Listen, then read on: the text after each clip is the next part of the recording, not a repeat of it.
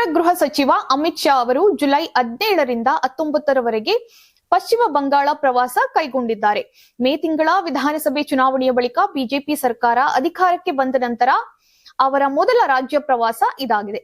ಗಡಿ ಭದ್ರತೆ, ಕಾನೂನು ಸುವ್ಯವಸ್ಥೆ ಹಾಗೂ ಅಭಿವೃದ್ಧಿ ಯೋಜನೆಗಳ ಪರಿಶೀಲನೆ ಈ ಭೇಟಿಯ ಪ್ರಮುಖ ಉದ್ದೇಶವಾಗಿದೆ. ಜುಲೈ 18ರಂದು ಸಿಲಿಗುರಿಯ ಗುಮಾಗಾಚ್ ಗಡಿ ಹೊರಠಾಣೆಗೆ ಭೇಟಿ ನೀಡಲಿರುವಂತಹ ಅಮಿತ್ ಶಾ ಬಿಎಸ್ಎಫ್ ಸಿಬ್ಬಂದಿಯೊಂದಿಗೆ ಸಂವಾದವನ್ನ ನಡೆಸಲಿದ್ದು, ಗಡಿ ಪ್ರದೇಶಗಳ ವಿವಿಧ ಅಭಿವೃದ್ಧಿ ಯೋಜನೆಗಳಿಗೆ ಚಾಲನೆಯನ್ನ ನೀಡಲಿದ್ದಾರೆ.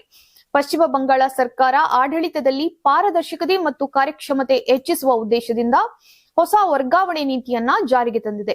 ಹೊಸ ನಿಯಮದಂತೆ ಅಧಿಕಾರಿಗಳು ಒಂದೇ ಹುದ್ದೆಯಲ್ಲಿ 3 ವರ್ಷಕ್ಕಿಂತ ಹೆಚ್ಚು ಕಾಲ ಮುಂದುವರಿಯಲು ಅವಕಾಶವಿಲ್ಲ.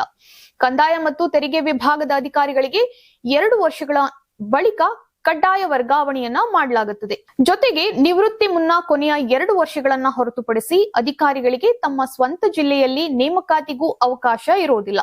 ರಾಜಕೀಯವಾಗಿ ಮತ್ತೊಂದು ಮಹತ್ವದ ಬೆಳವಣಿಗೆಯಲ್ಲಿ 3 ತಿಂಗಳ ಹಿಂದಷ್ಟೇ ಟಿಎಂಸಿ ಅಭ್ಯರ್ಥಿಯಾಗಿ ರಾಜ್ಯಸಭೆಗೆ ಆಯ್ಕೆಯಾಗಿದ್ದಂತಹ ಕೋಯಲ್ ಮಲ್ಲಿಕ್ ಬಿಜೆಪಿ ಸೇರ್ಪಡೆಯಾಗಿರುವುದು ಪಶ್ಚಿಮ ಬಂಗಾಳ ರಾಜಕೀಯದಲ್ಲಿ ಹೊಸ ಚರ್ಚೆಗೆ ಕಾರಣವಾಗಿದೆ.